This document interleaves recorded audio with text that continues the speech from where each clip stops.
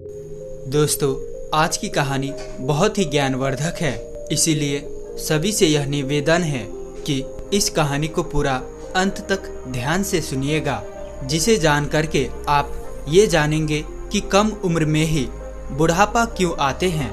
जैसे कि दोस्तों, सभी लोग जानते थे कि महात्मा बुद्ध एक राजा थे, लेकिन उन्होंने सब कुछ त्याग के एक सन्यासी का रूप ले लिया। तो इसीलिए उन्हें सब पता है कि हमें क्या खाना चाहिए, हमें कैसी दिनचर्या अपनाना चाहिए। तो दोस्तों, आज हम महात्मा बुद्ध के वो 12 महत्वपूर्ण नियम, यानी कि एक और से कह लो कि आज हम उनके पूरे जीवन के सार हम जानने वाले हैं। दोस्तों, इसीलिए सभी से निवेदन है, सभी से गुजारिश है कि पूरी कहानी को ध्यान से जरूर सुने और उस 12 बातों को सुन करके अपने जीवन में उतार लीजिए। मैं आपको गारंटी देता हूँ कि आपको कभी बीमारी नहीं होगी और आपको कोई बुढ़ापा छू ही नहीं पाएगा। दोस्तों, इसे हम समझते हैं एक कहानी के माध्यम से। एक बार की बात है, एक राज्य में वीरसेन नाम का एक राजा था। राजा बहुत ही दयालु, बहुत दयावान और एक न्यायप्रिय राजा था। उनके 2 रानियां थी। उनके दोनों रानियां अति सुंदर, वो भी रानियां उस राजा के स्वभाव पर गई थी। वह रानियां भी बहुत ही धार्मिक प्रवृत्ति की थी। तो राजा इतने न्यायप्रिय राजा थे कि उनके प्रजा कभी दुख के सामना ही नहीं करते थे, क्योंकि राजा ने अपने मंत्रिमंडल में 9 ऐसे मंत्रियों का गठन किया था कि जिनके जिम्मे में हर एक डिपार्टमेंट बांटा गया था। तुम प्रजा का खान पान का ध्यान रखोगे, सबके मतलब अलग अलग काम बांटे गए थे। तुम्हें ये कार्य करना है, और इतना उनका सत्य हिदायत था। कोई भी अपने काम में लापरवाही पाने पर उसे मृत्यु दंड दिया जाएगा। इसलिए उनकी जो समूह में, जो उनकी मंत्रिमंडल में जो मंत्री थे, वो बहुत ईमानदारी से काम करते थे। और राजा जो है, कभी भी उसे जब न्याय करना होता था सभा में उनके साथ, तो कभी भी वो अपने न्याय नहीं करता था। वो किसी के साथ एक पक्षी न्याय नहीं करता था। वो दोनों पक्ष के एक एक पॉइंट को समझते थे। दोनों के विषयों पर, मुद्दों पर ध्यान देकर वो सही और निष्पक्ष फैसले सुनाते थे। इस तरह से राजा के प्रजा के जो राज्य थे, उसमें सब प्रजा सुखी थे। अब राजा का एक नियम यह भी था कि हर हफ्ते एक सभा लगेगी। पूरे राज्य के जितने लोगों थे, उनकी एक सभा बुलाई जाती थी। किसके घर कितने अनाज हो रहा है, किसके घर खाने को नहीं है, उसे अनाज दिया जाता था। ऐसी एक प्रकार की व्यवस्था थी। तो उनके जो सभी जो है प्रजा थे, वो एकदम सुख जीवन में चल रही थी। तो इसी समय से उनका राज्य आसानी से चल रहा था। सारी प्रजाएं सुखी थी, और इसी सुखी के वजह से हमेशा जो है सारी प्रजाएं राजा का गुणगान गाया करते थे। ऐसे ही एक दिन सभा चल रही थी। उसी सभा में एक किसान और उसकी पत्नी आते हैं और कहते हैं, महाराज, आज हमारे पास एक बहुत बड़ी समस्या है। कृपया आप हमें हमारी समस्या का समाधान करें। राजा बोलते हैं, क्या बात है, बताइए किसान। कहते हैं कि मेरे 2 बेटे हैं। अभी मेरे बेटे की उम्र बहुत कम है। अभी उसकी उम्र ज़्यादा से ज़्यादा 27 से 28 साल होगा, लेकिन वो देखने में ऐसा लग रहा है कि जैसे उसकी उम्र 60 साल हो। बाल झड़ते जा रहे हैं और उसके पेट निकलते जा रहा है। बड़ा आलसी है, कोई काम नहीं करता है। हमने अपने हिसाब से इधर उधर दवा कराया, लेकिन कोई फायदा हुआ नहीं। महाराज कहते हैं, ठीक है, मंत्री को आदेश देते हैं। मंत्री अपने राजवैद्य से इस किसान का बेटे का इलाज करवाया जाए। जो भी खर्चा होगा उस राज्य कोष से दिया जाए। मंत्री ऐसा ही करते हैं। उनके दोनों किसान के बेटे का इलाज राजकोष के खर्च से राजवैद्य करते हैं। काफी दिन इलाज चलने के बाद फिर वो किसान सभा में उपस्थित होते हैं और कहता है कि महाराज, कोई आराम नहीं हुआ, मेरा बेटा वैसे की वैसे ही है। राजा कहते हैं, ठीक है, हम इस पर विचार करेंगे। इस पर विचार चल ही रही थी कि उसी गांव से, उसी राज्य से 2 लोग और आते हैं। पति और पत्नी रोते हुए आते हैं और वे भी वही कहते हैं, समस्या यही होती जा रही है। फिर धीरे धीरे सभा चल ही रही थी कि ऐसे ऐसे एक एक करके पूरे गांव के आधा से ज्यादा लोग आए। राजा असमंजस में पड़ गए। उन्होंने तुरंत आपातकालीन सभा बुलाई कि सारे राजवैद्यों को बुलाया जाए, दूर दूर से राजवैद्यों को बुलाया जाए और दिखाया जाए कि आखिर ऐसी क्या समस्या है जिसकी वजह से हमारे राज्य के सभी नवयुवक बूढ़े दिखने लगे हैं। इस पर पूरा खोज करे, अनुसंधान करे। राजा का यह सख्त आदेश था। सारे मंत्रियों को जल्द से जल्द इस पर कार्रवाई किया जाए। पूरे राज्य के छानबीन करके सबके घर के पता लगाया जाए कि इसका क्या कारण है। बाहर से भी वैद्य को बुलाया गया। जितने जितने प्रसिद्ध वैद्य थे सारे वैद्य को बुलाया गया और फिर एक आपातकालीन बैठक की। उस आपातकालीन बैठक में सारे राजवैद्यों से विचार विमर्श किया गया कि राजवैद्य लोग, आपके पास 10 दिन का समय है। इस 10 दिन के समय में पूरे राज्य के हर एक घर घर की बीमारी का आप पता लगाइए। ऐसी कौन सी बीमारी है, क्या चीज खाने से ये हो रही है, उसे पता लगाया जाए। जो भी राजवैद्य इस बीमारी का सही सटीक पता लगा लेगा, उस राजवैद्य को पुरस्कार के रूप में मैं एक राज्य दे दूंगा। अब सारे राजवैद्य एकदम से जुट गए, अपने पोथी पथरा किताब लेकर के, और घर घर जाके रात दिन एक करके पूरा 10 दिन छानबीन चलता रहा। फिर 11वें दिन राज की सभा लगती है। उस राजसभा में सारे राजवैद्य, पूरे राज्य के लोग इकट्ठा होते हैं। फिर राजा एक एक करके सारे राजवैद्य से पूछते हैं। सारे राजवैद्य अपने अपने विचार रखते हैं। महाराज, हमने तो बहुत छानबीन किया और छानबीन के हिसाब से औषधियाँ और उपचार भी किए, लेकिन किसी को आराम नहीं मिल रहा है। तो उसमें से एक राजवैद्य खड़ा होता है जो बहुत बुजुर्ग था। उसकी उम्र लगभग 130 से 135 साल की थी और उसने कहा, हमारा जो अपना निष्कर्ष निकला, हमारा जो अपना अनुभव है, उस अनुभव से हमें यही लगता है कि यहाँ के रहन सहन, यहाँ के खाने में कुछ दिक्कत हो रही है, जिसकी वजह से ये सब हो रहा है। लेकिन हमारे पास इसका सटीक जवाब नहीं है। राजा उस बुजुर्ग राजवैद्य की बात को सुनकर असमंजस में पड़ जाता है। 130 साल का बुजुर्ग बता रहा है तो इसका समाधान क्या होगा। कुछ देर बाद वह राजा कहता है, राजवैद्य, आप अब इसका समाधान आप ही बताएंगे, क्योंकि हम आज 1 महीने से इसके कारण हम खुद बहुत ज़्यादा चिंतित है।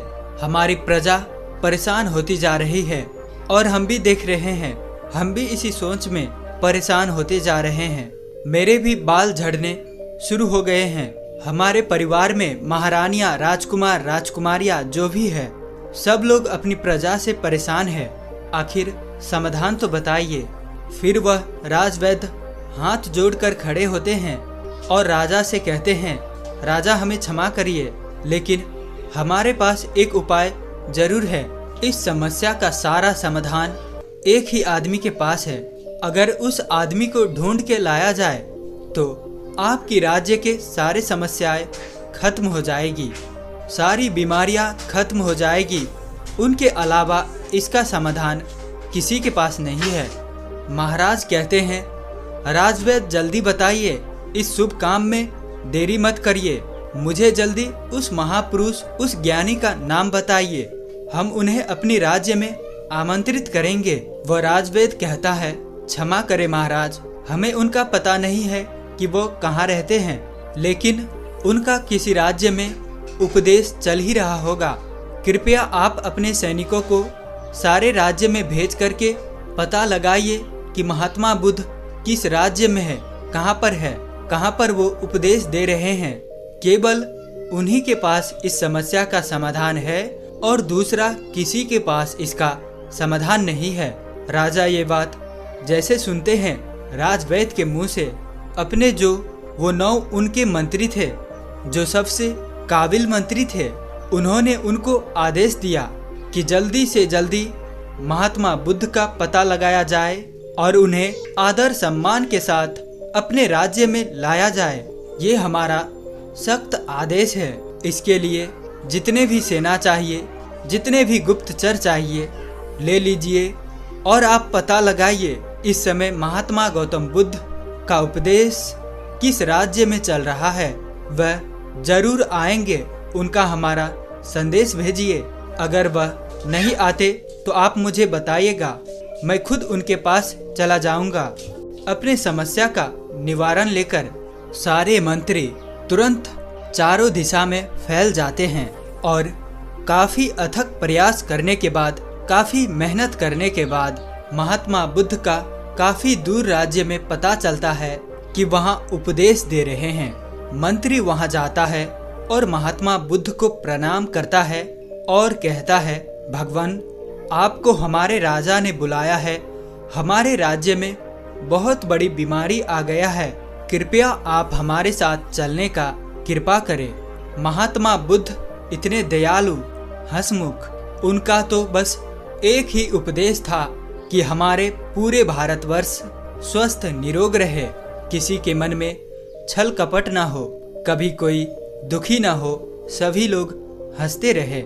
जैसे ही उन्होंने सुना सैनिक के मुंह से, उन्होंने कहा, क्यों नहीं, तुरंत चलते हैं। और महात्मा बुद्ध उस मंत्री के साथ मंत्री के राज्य में आने के लिए तैयार होते हैं और उनके साथ जो उनके शिष्य थे वो भी आते हैं। महात्मा बुद्ध को राजा दरबार में स्वागत करता है, उन्हें प्रणाम करता है, उन्हें सादर आमंत्रित किया जाता है, बड़े स्वागत सम्मान किया जाता है।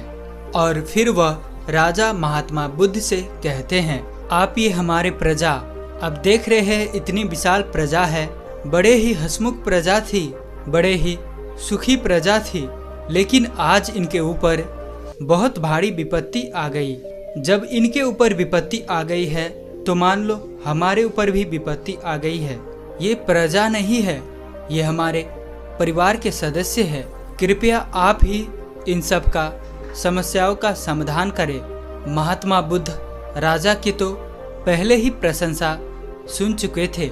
राजा के सोच और विचार से महात्मा बुद्ध प्रभावित होकर महात्मा बुद्ध मुस्कुराते हैं और राजा से कहते हैं, क्यों नहीं, ये तो कुछ नहीं है, सब ठीक हो जाएगा, ये समस्या सब लोग अपने आप पाले हैं। ऐसी बातें सुनकर राजा मुस्कुराता है, इतनी बड़ी समस्या है और महात्मा बुद्ध कह रहे हैं कोई समस्या नहीं है।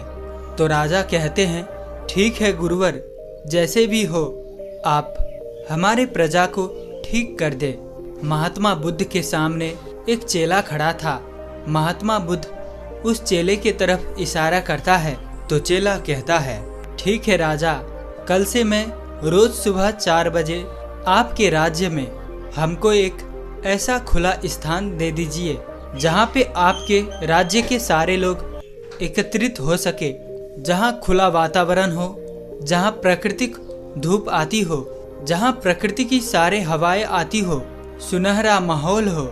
वहाँ पे कल से हमारा 4 बजे से शुरू हो जाएगा लोगों को उपचार देना, लेकिन उससे पहले आप अपने राज्य में एक आदेश लागू कर दीजिए कि सब उस स्थान पे, आपके पूरे राज्य पे और आप खुद उस स्थान पर सभी लोग उपस्थित हो। सभी लोग को वहाँ से कल से ही उपदेश देना शुरू हो जाएगा और यह उपदेश 12 दिन तक चलेगा।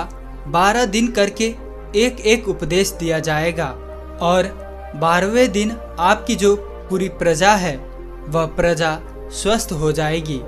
राजा शिष्य की मुंह से ये बात सुनकर बड़े खुश होते हैं।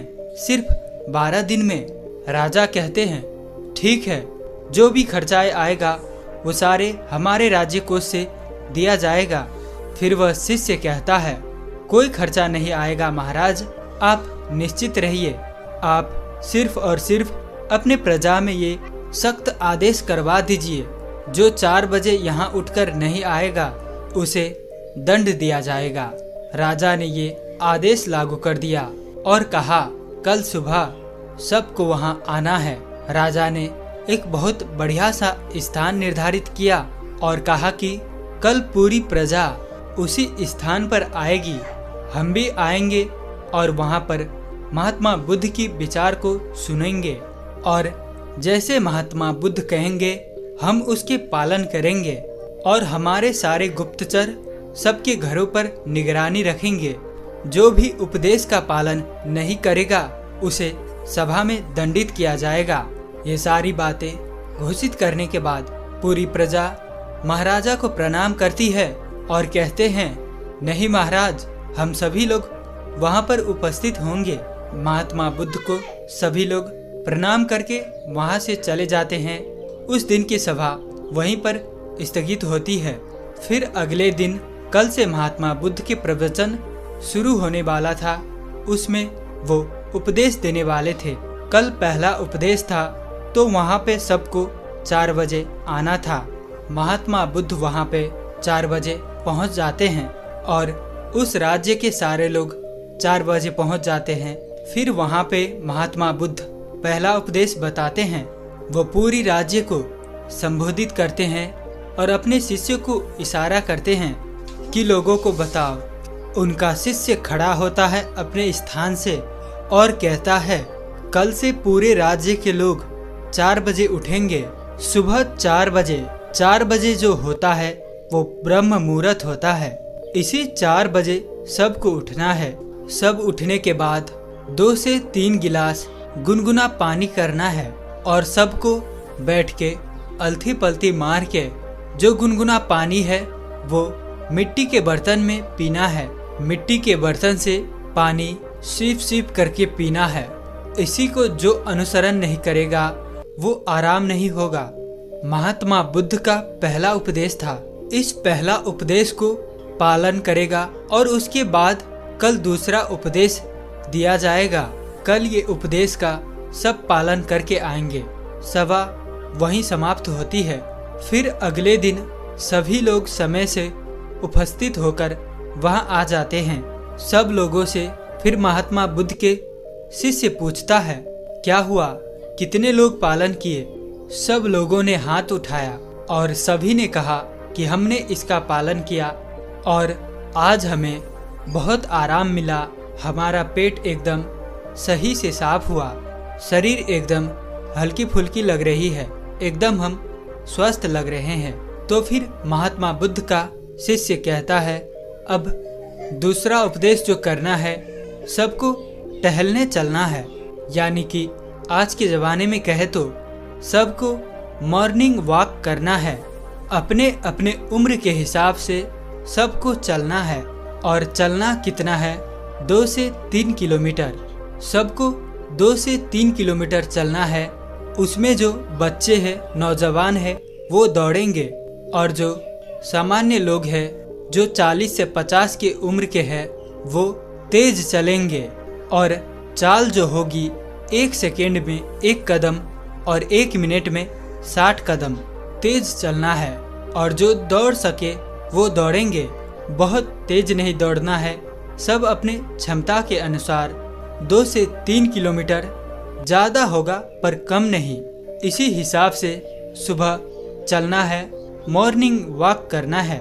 ये दूसरे दिन का उपदेश था। अगले दिन फिर से सभा शुरुआत होती है।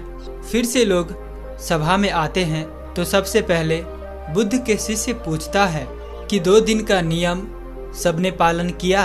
सब लोग हाँ में हाथ उठाते हैं। शिष्य पूछता है कैसे आप लोगों को लग रहा है। सब लोग कहते हैं बहुत अच्छा लग रहा है, ऐसे लग रहा है कि हमको कोई बीमारी ही नहीं है। फिर शिष्य कहते हैं अब सब लोग योगा करें। योगा प्राणायाम अपने हिसाब से सब लोग करें। योगा प्राणायाम में 2 योगा प्राणायाम जरूर शामिल होगा, एक कपालभात, दूसरा अनुलोम विलोम। सारे शिष्यों ने कपालभात और अनुलोम विलोम का विधि सभी को बता दिया। अनुलोम विलोम कैसे की जाती है, कपालभाति कैसे की जाती है, सूर्य प्राणायाम कैसे किया जाता है। सभी लोग कम से कम आधा घंटा से लेकर 45 मिनट तक डेली इसे करना है। तब इस दिन की भी सभा समाप्त होती है। अगले दिन फिर सभा शुरू होती है और उस सभा में सारे लोग उपस्थित होते हैं। सारे लोग उपस्थित होने के बाद फिर सबसे दिनचर्या पूछी जाती है, किसने कितना अनुसरण किया।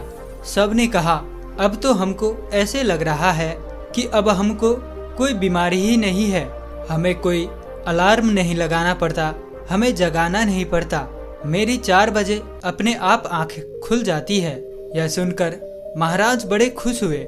इतना बड़ा चमत्कार, बिना कोई पैसे की हमारी प्रजा ठीक हो रही है। महाराज तुरंत खुश होकर फिर महात्मा बुद्ध को प्रणाम करते हैं और बुद्ध से कहते हैं कि आप हमारे ही राज में रहिएगा, जाइएगा नहीं। भगवान महात्मा बुद्ध मुस्कुराते हैं, क्योंकि उनका तो काम ही है हमेशा हंसते रहना, क्योंकि वे चिंता नहीं करते। फिर वो कहते हैं, अब सबका योगा प्राणायाम सब कुछ हो जाने के बाद अब सब लोगों को अगला काम जो करना है, 300 ग्राम सबको सेब खाना है। इससे और ज़्यादा खा सकते हैं, लेकिन कम नहीं। सेब खाने के बाद सब लोग जो भी अपना अपना काम है काम करेगा। उस दिन का भी ज्ञान समाप्त हुआ, सभा विसर्जित हुआ। फिर अगले दिन सभी लोग आते हैं। फिर सबसे पूछा जाता है किसको कितना आराम हुआ। सभी लोग कहते हैं कि हम तो पूर्ण रूप से एकदम ठीक हो गए। फिर वो शिष्य कहता है, नहीं, अभी तो आधी बाकी है, अभी तो आधा नियम और करना है। जब आप पूरे नियम को अनुसरण कर लोगे तो आपको कोई बीमारी नहीं आएगी। बुढ़ापा तो छूमंतर हो जाएगी, बुढ़ापा पास नहीं आएगी, मर्दाना ताकत बरकरार रहेगी। हमारे महात्मा बुद्ध की तरह सभी के चेहरे पर चमक बनी रहेगी। फिर कहते हैं कि अगला उपदेश क्या है। अब सब लोग सेब खाए हैं, सेब मान लीजिए सबने खा लिया है 7 से 8 बजे तक। उसके 2 से ढाई घंटे बाद सबको अपने फुल डाइट लेना है, सबको फुल खाना खाना है। खाने में क्या क्या खाना है, अब खाने का वो शिष्य बताता है। सबको रोटी खाना है, मल्टीग्रेन रोटी, मिक्स रोटी। वो कहता है उसमें गेहूं नहीं होगा, गेहूं अच्छा चीज नहीं है। सावा, जौ, बाजरा, रागी, मक्के और एक चना, ये 5 चीजों को सबको रोटी बनाना है और सबकी थाल में इसकी रोटी होगी। 1 कटोरी दाल होगी और उसमें देसी घी गाय का डाला हुआ और 1 कटोरी मिक्स सब्जी या साग होगा। सीजन के हिसाब से जो सीजन वाली सब्जी होती है वही खाना है, बिना सीजन वाली सब्जी नहीं खाना है। बिना सीजन वाली सब्जी स्टोर की होती है, वो नुकसान पहुंचाती है। साग सब्जी जो भी खाना है वो सीजन के ही खाना है। ये सारी चीज़ें खाने के बाद उसके आधे घंटे के बाद उसमें 1 कटोरी 200 ग्राम सबको दही खाना है। दही में गुड़ डाल के, तो जब आप खाना खा के आधे घंटे के बाद दही में गुड़ डाल के खाओगे तो आपका खाना वो सब आसानी से पच जाएगा, जो कि दही में लैक्टोबायोटिक एसिड पाया जाता है, जो हमारे खाने को पचाता है, हमारे लीवर को मजबूत बनाता है। इतना जो खाएगा उसकी सारी बीमारियां खत्म हो जाएगी। अब ये आज का उपदेश हो गया, कल सब इसको अनुसरण करके आएगा। तब सब लोग खुशी खुशी अपने घर जाते हैं।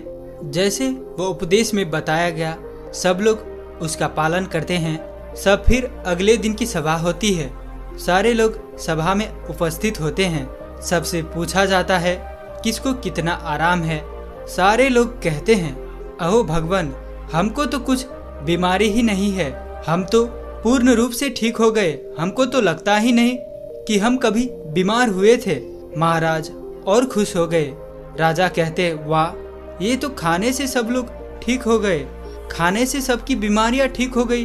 धीरे धीरे ऐसे देखने में लग रहा है कि सबका मोटापा भी अपने आप चले जाएगा। तब वह शिष्य कहता है, रुकिए, अभी तो और कुछ बाकी है, अभी तो इतना ही है, आगे की और सुनिए। तो वह सबसे पहले ये बताता है, आप लोग ये भी ध्यान रखना, खाना और पीना दोनों एक साथ नहीं करना है, या तो खाइए या तो पिए। कहने का तात्पर्य है, अगर हम पानी पी रहे हैं, कोई भी तरल पदार्थ ले रहे हैं, तो हम उसको खाने से 1 घंटे पहले या खाने के 1 घंटे बाद ही लेंगे। खाते समय 1 घुट पानी नहीं पीना है और ना ही खाने के बाद हमें तुरंत पानी पीना है। खाना खाने के 1 या 1.5 घंटे बाद ही हमें पानी पीना है। इस बात को ध्यान में रखें। अब फिर बताते हैं शाम को क्या नाश्ता लेना है। जैसे सब लोग 10 से 11 बजे खाना खा लिया, अब सबको भूख लग जाएगी, तो 4 बजे 5 बजे क्या लेना है। 4 से 5 बजे सबको 1 प्लेट सलाद लेना है और सलाद सबके वजन के हिसाब से होगा। अगर किसी का 50 किलो वजन है तो उसका 5% यानी 250 ग्राम। अगर किसी का 60 किलो है तो 300 ग्राम। किसी का 70 किलो वजन है तो 350 ग्राम। किसी का 80 किलो वजन है तो 400 ग्राम सलाद लेना है। उस सलाद में क्या क्या होगा? सलाद में होगी गाजर, चुकंदर, मूली, टमाटर और उसमें 1 टुकड़ा होगा अदरक का, 3 से 4 लहसुन की कलियां होंगी और उसको स्वाद के लिए आपको छिड़कना है, तो उसमें आप काला नमक डाल सकते हैं और जीरा, भुना हुआ जीरा भी डाल सकते हैं। सलाद लेने के पहले भी कुछ खाना पीना नहीं, जैसे पहले की बता दिया है। इसे फॉलो करें और अगले दिन आए तो उस दिन की सभा समाप्त होती है। सब लोग अपने घर जाते हैं और जैसे तैसे वो नियम बताए गए थे सब लोग उनका पालन करते हैं। फिर जब वो अगले दिन सभा में आता है तो उनसे पूछा जाता है, आप लोगों को कैसे लग रहा है, आपकी शरीर कैसे लग रहा है। सब लोगों के चेहरे पर मुस्कान और सबके चेहरा जैसे एक तेज की तरह चमक रहा था। ऐसे लग रहा था कि मानो इनकी ढलती उम्र थम सी गई है, इतना एहसास हो रहा था। फिर राजा बड़े खुश होते हैं। प्रजा खुशी खुशी से सब उत्तर दे दिए। फिर वह राजा महात्मा बुद्ध के चरणों में जाकर प्रणाम करते हैं। वह कहता है, धन्य है भगवान, आपने तो सबको खाने से ठीक कर दिया। तो वो शिष्य कहता है, महाराज रुकिए, अभी तो और सारे उपदेश बाकी है। अभी जब मैं पूरा उपदेश बता दूंगा तो हमारे भगवान की तरह कोई बीमारी नहीं होगा, कभी किसी को बुढ़ापा ही नहीं आएगा। राजा कहते हैं, जल्दी बताइए गुरुवर, जल्दी बताइए, हमसे सारी चीजें सुनने को बड़ी इच्छा है। मन में भी मैं अपने आप को ऐसा महसूस कर रहा हूँ कि जैसे मुझे कोई बीमारी नहीं है। मैं अभी 16 साल का हूँ। फिर बताते हैं अब रात को क्या करना है। सबका खाना जो रात का है, सूर्य डूबने से पहले सब लोग खाना खा लेना है, क्योंकि जब सूर्य ढलने लगता है हमारे पेट पर जब सूर्य की रोशनी पड़ता है, हमारा जो जठरा अग्नि है, हमारा अग्नाशय, वो ज्यादा काम करता है। जब धीरे धीरे सूर्य की रोशनी झड़ने लगती है, कम होने लगता है, तो जठर अग्नि काम करना बंद कर देती है। इसीलिए ऋषि मुनि लोग सूर्य डूबने से 1 घंटे पहले खाना खा लेते थे। तो इसके 2 फायदे हैं। जब आप सूर्य डूबने के पहले खाना खा लेंगे तो आपका सारा खाना पच जाएगा, और जब आप सोने जाएंगे तो 3 से 4 घंटा में आपका खाना पूर्ण रूप से अच्छी तरह से पच जाएगा। इसके फायदे, एक तो आपकी नींद बढ़िया आएगी। अगर आप लेट खाना खाते हैं, अपने जीवन को बिगाड़ लेते हैं, तो उसमें क्या होता है, आपको जल्दी नींद नहीं आएगी, आपके पेट में अच्छे से खाना डाइजेस्ट नहीं होगी, पचेगा नहीं। इससे आपको गैस एसिडिटी बनेगी। इसीलिए आपको सूर्योदय से 1 घंटे पहले रात की खाना खा लेना है। और खाने में क्या क्या लेना है, वही मल्टीग्रेन रोटी और साग सब्जी सीजन के हिसाब से, बस 2 चीजें। और खाना कितना खाना है, नाम मात्र, यानी कि हल्का खाना खाना है जिससे लगे कि आपने खाना नहीं खाया है। फिर उसके 1 घंटे के बाद आपको 1 गिलास दूध पीना है। उसमें 3 ग्राम हल्दी डाल देना है। हल्दी शुद्ध घर की होना चाहिए, बाजार के नहीं। उसे उबालकर फिर ठंडा हो जाए फिर आपको पीना है। हल्दी वाला दूध आपकी सारी बीमारियों को नाश कर देगा। ये इतनी शक्तिशाली होती है। अब सब इसको पालन करेंगे और उसको फॉलो करने के बाद दूध पीने के तुरंत बाद सोने नहीं चला जाना है। दूध पी के 1-2 घंटे के बाद सोने चला जाना है और आपको रात्रि के 10 बजे तक में सोने चला जाना है। जब आप 10 बजे सो जाएंगे आपको फर्स्ट क्लास नींद आएगी। आपके सारे खाने डाइजेस्ट हो गए। जब आपको अच्छी नींद आएगी तो 4 बजे सुबह अपने आप आपकी आंखें खुल जाएगी। आपको कोई टेंशन नहीं रहेगा, कोई बीमारी नहीं लगेगी। आखिरी में शिष्य कहता है, ध्यान से सुनिएगा, सबको वर्तमान में जीना है, सबको बच्चे की जिंदगी जीना है। जैसे जो छोटे बच्चे होता है उन्हें कोई टेंशन नहीं होता है। मेरे मम्मी का पड़ोसी से झगड़ा हो रहा है, पड़ोसी का पापा से झगड़ा हो रहा है, उसे कोई मतलब नहीं। मेरे घर में खाना है या नहीं है, उस छोटे बच्चे को जो खाना मिल जाता है वो उसे खाकर अपने आप खेलता रहता है, सिर्फ उसका पेट भरा रहे। अगर उसका पेट भरा हुआ है तो उसे कोई मतलब नहीं। इसीलिए आप सभी अपना वर्तमान में जिए, भूत भविष्य का चिंता मत करिए। आज हमारे साथ जो है उसमें खुश रहिए। भविष्य में क्या होगा, भूत में क्या बीत गया, उसकी चिंता मत करिए। जब आप वर्तमान में जिएंगे तो कोई टेंशन नहीं होगा, तनाव नहीं होगा और बीमारी नहीं होगी। जो लोग इन नियमों का पालन करेंगे। और एक बात, कभी कोई बाहर की चीज मत खाना। जो खाना अपने घर की शुद्ध बना करके खाना, क्योंकि बाहर की चीज़ों में बहुत मिलावट होती है। ये आज की पूरी उपदेश, उसी उपदेश को जो पालन करेगा वो कभी बूढ़ा नहीं होगा, उसे कभी बीमारी नहीं होगी। ये नियम सब पालन करेंगे। फिर 1 महीने बाद यहीं पर एक सभा लगेगी, सब इसी सभा में उपस्थित होंगे। समय बीत गया, 1 महीना फिर हुआ। 1 महीने बाद महात्मा बुद्ध महाराज के पास पहुंचते हैं, उनके दरबार में पहुंचते हैं। महाराज दौड़ करके उनके स्वागत सत्कार से सम्मान करते हैं और कहते हैं, आइए गुरुवर आइए, ये तो राज्य आपका है। महात्मा बुद्ध मुस्कुराते हैं, बताइए राजन, आप लोग कैसे हैं, आपका प्रजा लोग कैसे हैं। राजन कहते हैं, अहो भगवान, आपने जो उपदेश दिया है, हमारी पूरी प्रजा ऐसे देखने में लग रही है जो 60 साल के थे लग रहे 15-20 साल के हो गए। सबकी ढलती हुई उम्र रुक गई है, सब लोग हृष्ट पुष्ट है। हमारे राजवैद्य लोग तो बैठ के आराम कर रहे हैं, उन्हें तो कोई दवा की जरूरत ही नहीं है। सब लोग अपने आप तंदुरुस्त है, हमारी प्रजा बड़ी खुश है। मैं यही चाहता हूँ कि कल हमारे प्रजा आपकी दर्शन करना चाहती है। कल सभी को सभा में बुलाता हूँ, कल के लिए आप कृपया करके रुक जाइए। और राजा अपनी पूरी प्रजा को एकत्रित करता है। उनकी सारी प्रजा महाराज भगवान बुद्ध को प्रणाम करता है।